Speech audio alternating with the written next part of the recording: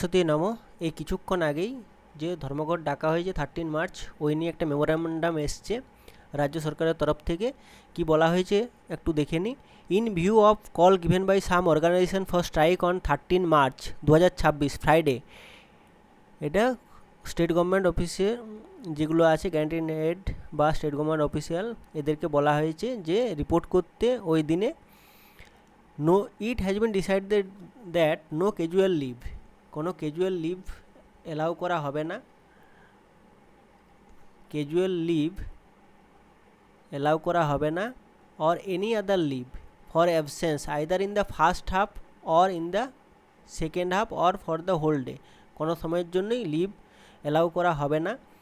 আবার কি বলা হয়েছে, treated as dies non and no salary will be admissible unless such absence is cover by any of the following. এইসব গ্রাউন্ডে যদি কেউ অ্যাবসেন্ট থাকে তাহলেই সে স্যালারি পাবে, না হলে সে স্যালারি পাবে না। Hospitalisation of the employee, bereavement of the in the family, several illness fire to the, এটা যদি আগের থেকে অ্যাবসেন্ট থাকে 12 মার্চের থেকে অ্যাবসেন্ট থাকে, employee who had been child care, CCL লিভে যদি কেউ থাকে, ম্যাটার্নিটি লিভ, মেডিকেল লিভ, এইসবে যদি কেউ থাকে যার অলরেডি স্যাংশন হয়ে আছে 12ই মার্চে 2026-এর আগে, তারা পাবে। এইগুলো যদি কেউ অ্যাবসেন্ট করে কি করতে হবে, যে কন্ট্রোলিং অথরিটি আছে, এডিশনাল চিফ সেক্রেটারি অর্ডারটা এটা মেমোরেন্ডামটা করেছেন, তাকে শোকজ নোটিশ করা হবে যদি 13 মার্চে অ্যাবসেন্ট থাকে।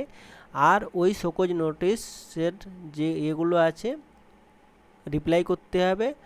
আর না হলে কি হচ্ছে, dies non no salary will be admissible, মানে হচ্ছে ওই দিনটা চাকরি লাইফ থেকে বাদ যাবে আর কোনো স্যালারি হচ্ছে যে ওই দিনের জন্য দেওয়া হবে না। আর যদি কেউ শোকজের উত্তর না দেয় তাহলে ডিসিপ্লিনারি অ্যাকশন নেওয়া হবে।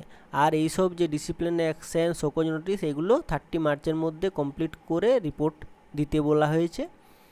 এইটাই ছিল ছোট্ট করে একটা এটা এডিশনাল চিফ সেক্রেটারির থেকে এসছে, গভর্নমেন্ট অফ ওয়েস্ট বেঙ্গল।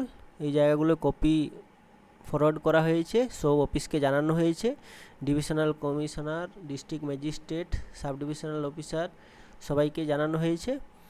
এটাই জাস্ট ছোট্ট করে। ডায়েজ নন মানে ওই দিনটা চাকরি লাইফ থেকে বাদ যাবে। ডায়েজ নন মানে হচ্ছে যে ওই দিনটা চাকরি লাইফ থেকে বাদ যাবে। কারো যদি হয়তো 10 বছর চাকরি হয়েছে তাহলে 9 বছর 11 মান্থ আর 364 দিন এটা ধরা হবে। এটাই ছিল আজকের মতো। পরবর্তী ভিডিও দেখার জন্য চ্যানেলটা সাবস্ক্রাইব করে রাখো আর শেয়ার করো এই খবরটা। এটা খুশির নয়, যদিও দুঃখের খবর, তাও শেয়ার করে রাখো, সবাইকে জানাও।